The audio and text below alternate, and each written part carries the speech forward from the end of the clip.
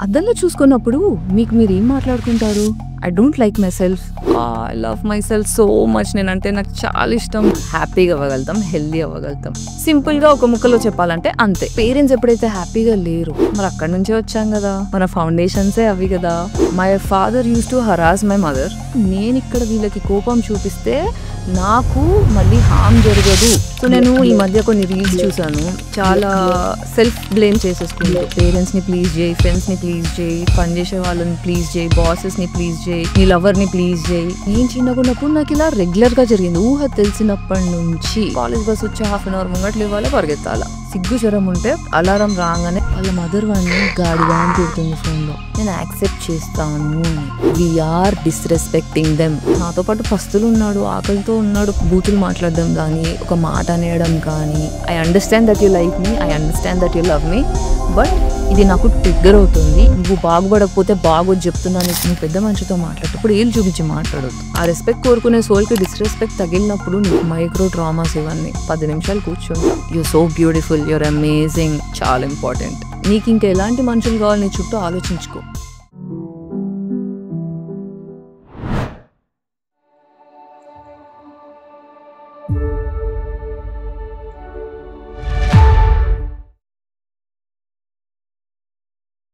అద్దంలో చూసుకున్నప్పుడు మీకు మీరేం మాట్లాడుకుంటారు? ఐ లవ్ యూ అన్న ఫీలింగ్ వస్తుందా? లేకపోతే ఐ హేట్ యూ అనిపిస్తుందా? చాలా సార్లు I hate my self, I don't like my self అన్న ఫీలింగ్ వస్తుంటుంది కదా! కొన్నిసార్లు I love my self so much. నేనంటే నాకు చాలా ఇష్టం. నేను నా ఫేవరెట్ అనిపిస్తుంది. సో మీరెప్పుడన్నా ఇలాంటి కాన్వర్జేషన్ మీతో అద్దంలో చూసుకొని చేశారా? హ్మ్. ఇదంతా మన సెల్ఫ్ రెస్పెక్ట్, సెల్ఫ్ లవ్ మీద డిపెండ్ అయి ఉంటుంది. నమస్తే. అందరూ బావుండాలని కోరుకుంటున్నాను. Welcome to my new episode. ఈరోజు ఈ ఎపిసోడ్‌లో నేను సెల్ఫ్ లవ్ గురించి మాట్లాడదాం అనుకుంటున్నాను. అయితే సెల్ఫ్ లవ్ అంటే ఏంటి? చాలామంది ఏమంటారు? హ్మ్. మన గురించి మనకు రెస్పెక్ట్ ఉండడం, మనం అంటే మనకి ప్రేమ ఉండడం సెల్ఫ్ లవ్ అంటారు. అంతే గదా! సింపుల్‌గా ఒక ముక్కలో చెప్పాలంటే అంతే. కానీ దీన్ని డీప్‌గా అండర్‌స్టాండ్ చేసుకోవడానికి కొంచెం ప్రయత్నం చేద్దాం. సరేనా? అయితే సెల్ఫ్ లవ్ అంటే ఏంటి? చాలా సార్లు మన సెల్ఫ్ లవ్ అనేది మన మీద డిపెండ్ అయి ఉంటుందా అంటే, మన మీద డిపెండ్ అయ్యి ఉంటుంది. కానీ డీప్ రూటెడ్ మనకేదైతే చిన్నప్పుడు మన పేరెంట్స్ నేర్పించారో, మన మీద మనకి ఒపీనియన్ ఒకటి తయారవుతుంది. మన మీద మన ఒపీనియన్ తయారవ్వడానికి మన చిన్ననాటి మన పేరెంట్స్ ప్రేమ మీద డిపెండ్ అయి ఉంటుంది ఈ క్వెషన్. హ్మ్. ప్రతీది పేరెంట్స్‌తోనే లింక్ పెడుతున్నా, ప్రతీది పేరెంట్స్‌కే ముడేస్తున్నా అనుకుంటున్నారా? మరి అక్కడి నుంచే వచ్చాం గదా! మన ఫౌండేషన్సే అవి గదా! మన ఇల్లు 100 సంవత్సరాలు గట్టిగా బ్రతకాలి అంటే మనం ఫౌండేషన్‌ల మీద డిపెండ్ అయి ఉంటది ఇల్లు. బయట ఎంత నీట్‌గా కనిపించినా, ఎంత పాలిష్ చేసినా, ఎంత మంచి ఫర్నిచర్ పెట్టినా ఫౌండేషన్ సరిగ్గా లేకపోతే ఇల్లు కూలిపోతది.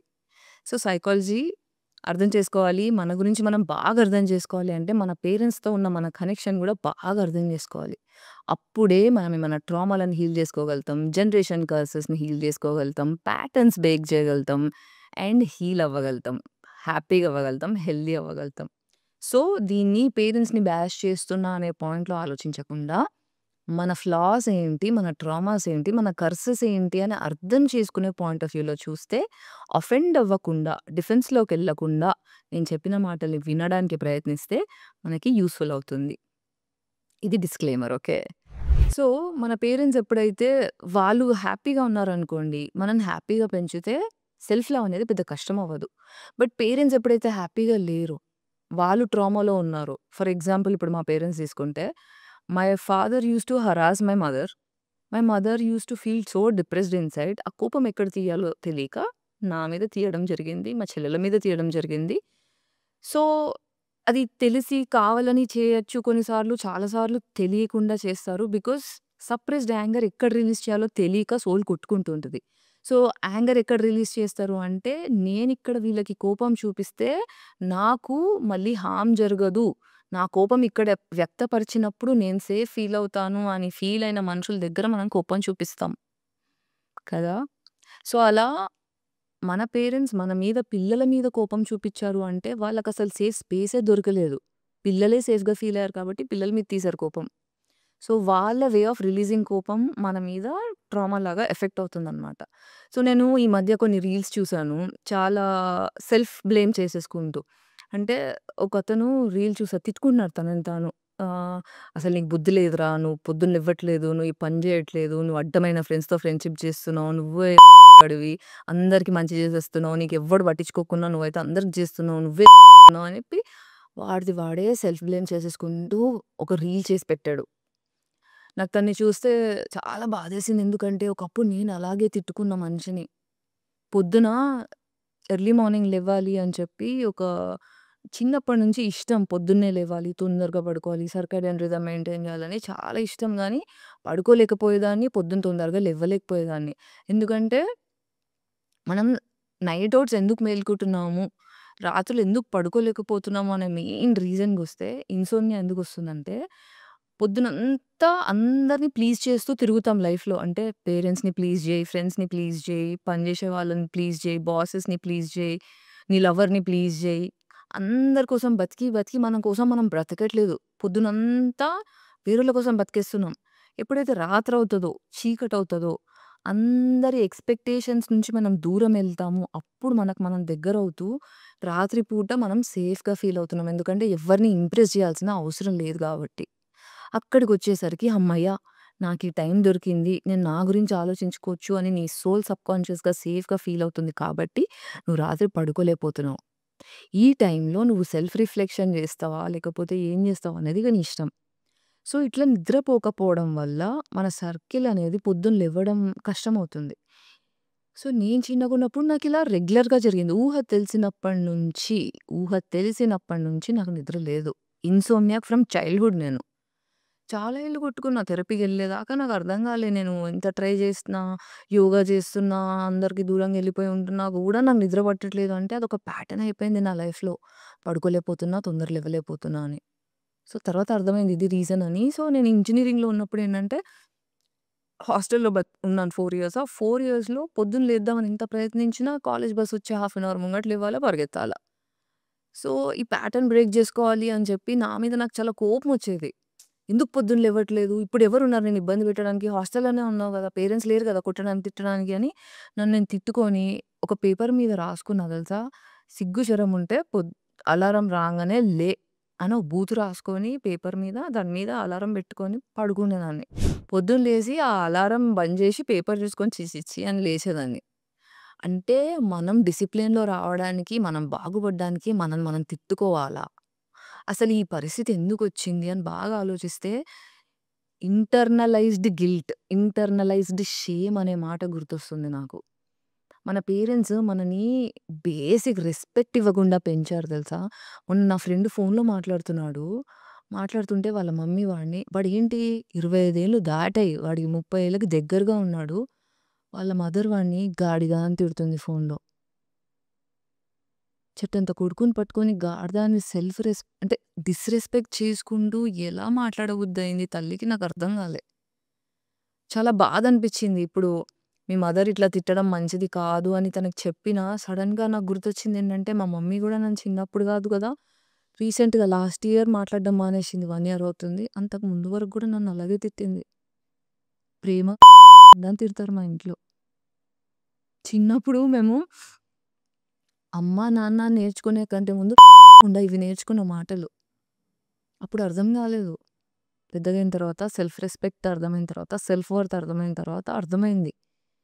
మనం పేరెంట్స్ దగ్గర నుంచి ఎప్పుడైతే ప్రేమ పేరుతో అబ్జార్బ్ చేసుకుంటున్నామో, యాక్సెప్ట్ చేస్తున్నామో, మనం సెల్ఫ్ రెస్పెక్ట్‌తోని నెగోషియేట్ చేస్తున్నాం. అంటే తల్లిదండ్రులు మనల్ని ప్రేమిస్తారు. తల్లిదండ్రుల ప్రేమ అన్‌కండిషనల్ లవ్ అని మనకి సిస్టమ్ నేర్పిచ్చింది. సొసైటీ నేర్పిచ్చింది. పేట్రియార్కీ నేర్పిచ్చింది. పెద్దరికం నేర్పిచ్చింది. ప్రతి ఒక్కరు మనకి ఇదే నేర్పిచ్చారేంటి? Parents love unconditional love. అంటే వాళ్ళేం జేసినా మన మంచి కోసమే జేస్తారు. ప్రేమతోనే జేస్తారు. మరట్లాంటప్పుడు ప్రేమలో ఒక మనిషి మనల్ని తిట్టినప్పుడు, డిస్‌రెస్పెక్ట్ జేసినప్పుడు, మనం దాన్ని యాక్సెప్ట్ జేసినాం. అంటే ఏంటి? షేమ్‌ని ఇంటర్నలైజ్ జేసేసుకున్నాం. అంటే దాని అర్థం సబ్‌కాన్షియస్‌గా మన బ్రెయిన్ ఏం డిసైడ్ చేసుకుంటుందంటే, నన్ను ప్రేమించిన ఎవరైనా నన్ను తిడితే అది ప్రేమతోనే తిడుతున్నారు. కాబట్టి దానికి నేను బ్యాడ్‌గా ఫీల్ అవ్వాల్సిన అవసరం లేదు. నేను యాక్సెప్ట్ చేస్తాను అని. ఇదెప్పుడైతే మనం షేమ్‌ని ఇంటర్నలైజ్ చేసుకొని యాక్సెప్ట్ చేస్తామో, దాని రిపర్కషన్స్ ఎలా ఉంటాయి? దాని సైడ్ ఎఫెక్ట్స్ ఎలా ఉంటాయంటే, రేపు నీ బాస్ వచ్చి నిన్ను గాడిద, ఇలాంటి బూతులు మాటలు మాట్లాడిండనుకో, దులిపేసుకొని డబ్బులు అవసరం ఉంది కాబట్టి ఈ జాబ్ పోతే మళ్ళీ వస్తుందో రాదో అని ఒక ఫియర్‌తోని మనం ఆ డిస్‌రెస్పెక్ట్ టాలరేట్ చేసే పరిస్థితికెళ్ళిపోతాం. ఎంతోమంది ఫ్రెండ్స్ కార్పొరేట్‌లో జాబ్ చేసే నా ఫ్రెండ్స్ వచ్చి వాళ్ళ బాసెస్ గురించి కంప్లెయింట్ చేస్తారు. చాలా రూడ్ బిహేవియర్, చాలా సైకాటిక్ అని అబ్బాయిలు సెక్షువల్‌గా బుల్లీ చేస్తున్నారని, మొలెస్ట్ చేస్తున్నారని అమ్మాయిలు చాలామంది చెప్పుకుంటున్నారు. కానీ వాళ్ళు కంప్లెయింట్ రైజ్ చేయడం గానీ, అడ్రెస్ చేయడం గానీ, సెల్ఫ్ రెస్పెక్ట్ అనేది నా హక్కు అని డిమాండ్ చేయడం గానీ చెయ్యట్లేదు.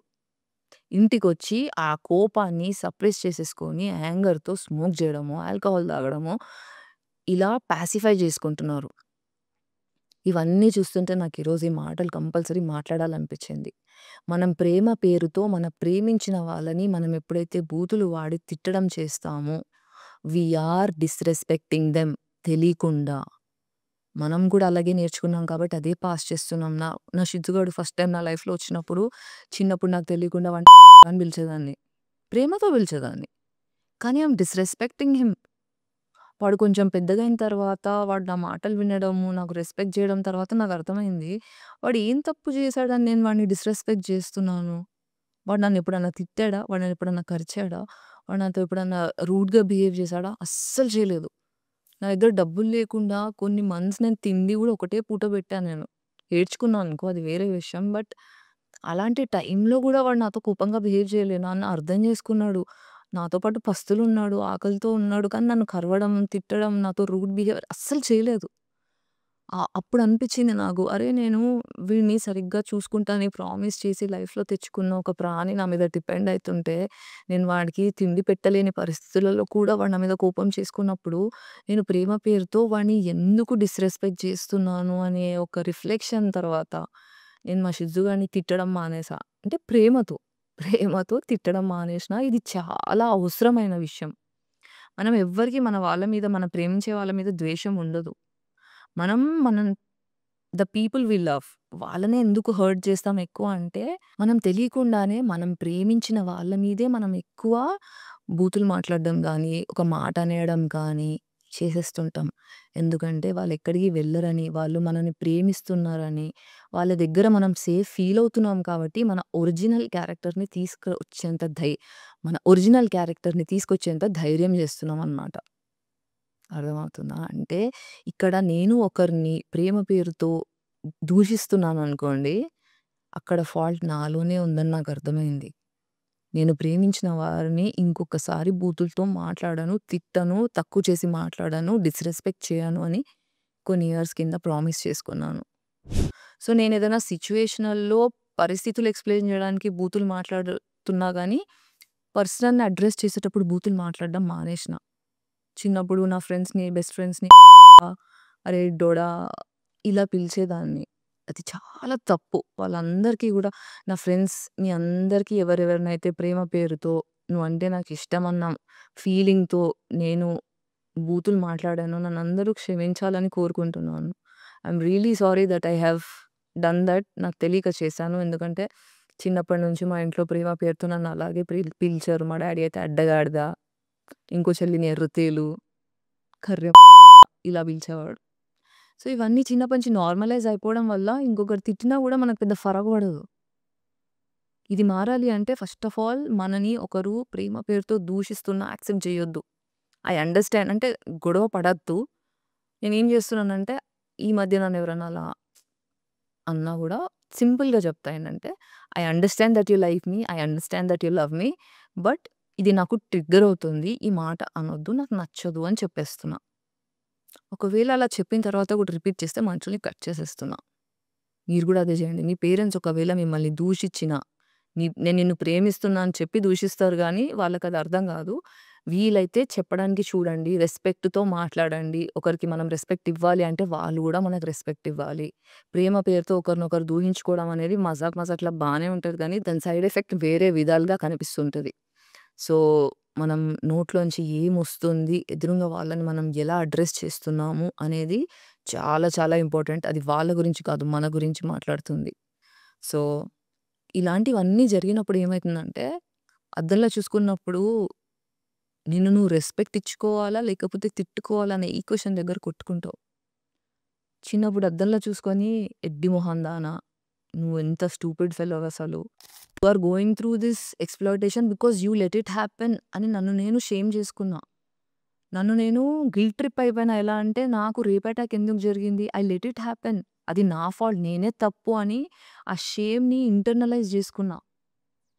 అమ్మాయిగా కన్సెంట్ అనే ఈక్వేషన్ అర్థం కాకుండా కన్సెంట్ అనేది నేర్చుకోకపోవడం వల్ల నాకు నేర్పించకపోవడం వల్ల సొసైటీ నా తప్పేంటో నాకు అర్థం కాకుండా ప్రతిసారి నాదే తప్పు. నేనే రెస్పాన్సిబుల్. నా లైఫ్ నేనే రెస్పాన్సిబిలిటీ తీసుకోవాలని చెప్పి బ్లేమ్ తీసుకున్నా. కానీ బౌండరీ ఎక్కడ గీయాలి? గీత ఎక్కడ గీయాలి? మనిషిని ఎలా గుర్తుపట్టాలి అనే సోషల్ టూల్స్ లేవు. మనుషుల్ని ఎలా అర్థం చేసుకోవాలి? మంచోడెవడు? చెడ్డోడెవడో నేర్పించిన టూల్స్ లేవు. ఇలాంటప్పుడు గిల్ట్ నాదెలా అవుతుంది? ఈ విషయం అర్థమైనప్పుడు నన్ను నేను హీల్ చేసుకోవడానికి ఒక ఛాన్స్ దొరికింది. Okay. I don't understand consent. నాకు వర్త్ ఉంది. సెల్ఫ్ రెస్పెక్ట్ అనేది ప్రొటెక్ట్ చేసుకోవాలని అర్థమైనప్పుడు వేరు ముచ్చట మొదలైంది. సో, నిన్ను నువ్వు అద్దంలో చూసుకున్నప్పుడు, నీ గురించి నువ్వు ఆలోచించుకున్నప్పుడు ఎప్పుడు రెస్పెక్ట్‌ఫుల్‌గా మాట్లాడుకోవాలి. నీ గురించి వేరోడు మాట్లాడినా, నీ గురించి నువ్వు మాట్లాడినా గౌరవంతో మాట్లాడాలి. You deserve respect. I deserve respect. We all deserve respect. ఒకరినొకరు రెస్పెక్ట్‌ఫుల్‌గా మాట్లాడుకున్నప్పుడే సమాజం బాగుపడుతుంది. లేదంటే అప్పటిదాకా ఒకరినొకరు హర్ట్ చేసుకుంటూ, ప్రేమ పేరుతో, ద్వేషం పేరుతో పేరేదన్నా పెట్టుకోండి. ఒక మనిషిని డిస్‌రెస్పెక్ట్ జేసినామా, వాళ్ళ మనసుకి గాయం పెట్టినట్టే మనం. బయటికి నవ్వినా లోపల దెబ్బ తగులుతుంది. సో, ఒకరిని చిన్న చూపు చేసి, ఒకరిని తక్కువ చేసి, మాటలు మాట్లాడే హర్ట్ మాటలు ఒద్దు. మనకి సెల్ఫ్ రెస్పెక్ట్ అనే ఈక్వేషన్ ఖరాబయిపోయిందనుకోండి. చిన్నప్పటి నుంచి మనకి రెస్పెక్ట్‌ఫుల్ కాన్వర్జేషన్స్ జరగకపోవడం వల్ల, మనకెప్పుడైతే సెల్ఫ్ రెస్పెక్ట్ అనే ఇమేజ్ ఖరాబయిపోయిందనుకోండి, మనం డిస్‌రెస్పెక్ట్ టాలరేట్ జేయడం వల్ల, రెస్పెక్ట్ అనే ఈక్వేషనే బిస్కెట్ అయిపోవడం వల్ల, మనకి వేరోళ్ళని ఎలా రెస్పెక్ట్ చేయాలో కూడా తెలియకుండా పోతుంది. అర్థమైతుందా? అంటే మనం వేరోళ్ళని రెస్పెక్ట్ జేయాలంటే, ఆ రెస్పెక్ట్ ఎలా ఉంటుందో మనకు పరిచయం గావాలి. మనకు రెస్పెక్ట్ ఎలా ఉంటుందో పరిచయం గావాలంటే, మనకు మనం రెస్పెక్ట్ ఇచ్చుకోవాలి. Disrespect tolerate జేయొద్దు. మజాక్‌లో గూడా జెయ్యొద్దు. ఇది నేను చాలా లేట్‌గా దెలుసుకున్నా. నా ఫ్రెండ్స్ అందరికి సారీ జెప్పుకున్నా. ఈ ప్లాట్‌ఫార్మ్‌గా గూడా సారీ చెప్పుకుంటున్నా. మీరందరూ ఆలోచించాల్సిన చాలా ఇంపార్టెంట్ విషయం. మొన్న నా ఫ్రెండ్ సూసైడ్ చేసుకొని చనిపోయాడు. I feel so, so sorry. He was such a nice guy. అందరికి హెల్ప్ చేసేవాడు. చనిపోయిన తర్వాత మిగతా ఫ్రెండ్స్ అందరూ కూర్చొని ఒక 2, 3 డేస్ కలిసి కాంటెంప్లేట్ చేసుకుంటున్నాము. ఆ టైంలో అందులోంచి ఇద్దరు వాడిని తిడుతూనే ఉన్నారు. "అరే! చెప్పాల్సింది నువ్వు ఇట్లెందుకు జేసినావు? ఐ హేట్ యూ" అది ఇది అని తిట్టుకుంటున్నారు. వీళ్ళకి ప్రేమ లేదా అంటే ప్రేముంది. కానీ తిట్టుకుంటున్నారు. ఇది వాడు విన్నాడు గాబట్టి, చనిపోకముందు వాడు బిలాంగ్ ఫీల్ కాలేదు గాబట్టి, ఇలాంటి మాటలు చనిపోకముందు రెస్పెక్ట్ ఇవ్వలేదు అన్న ఫీలింగ్ వచ్చింది గాబట్టి, నా మనసిప్పి వీళ్ళతో మాట్లాడితే నన్ను నలుగురు నవ్వేస్తారు, నాకు రెస్పెక్ట్ రాదు అని ఫీల్ అయ్యాడు కాబట్టి, ఎవరి దగ్గర ఓపెన్ అప్ కాలేక డిప్రెషన్‌లో సూసైడ్ చేసుకున్నాడు. యాస్ ఎ సొసైటీ మనం ఎదురుంగా వాళ్ళకి మంచి చెప్పేటప్పుడు, మంచి నేర్పించేటప్పుడు, పట్టించుకుంటున్నాము అని విలువిచ్చేటప్పుడు గౌరవంతో మాట్లాడాలి. గౌరవంతో ఎదురుంగా మనిషిని పట్టించుకోకపోతే, నువ్వు పట్టించుకుంటున్నావు అన్న విషయం అర్థం కాదు. Our brain works through emotions. నువ్వేం ఎమోషన్ ప్రెజెంట్ జేస్తున్నావు. మొన్న నా ఫ్రెండ్ ఇంకో ఫ్రెండ్‌కి క్లాస్ పీకుతున్నాడు. "నువ్వు బాగుపడకపోతే బాగోదు జెప్తున్నా. నీకోసం నేను ఇంత ప్రయత్నం జేస్తున్నా. నువ్వు చెప్పింది ఇనట్లేదు." ఎవడైతే క్లాస్ పీకుతున్నాడో వాడికంటే ఎదురుంగా మనిషి పెద్దాయన. నాకు చాలా అంటే చాలా కోపమొచ్చింది. నువ్వు పెద్ద మనిషితో మాట్లాడేటప్పుడు ఏళ్ళు చూపించి మాట్లాడొద్దు. గౌరవంతో మాట్లాడితే, "నీకేం తెలుసు గాయత్రి నువ్వు లేవిక్కడ. నేను చూసుకునే మనిషిని నేను.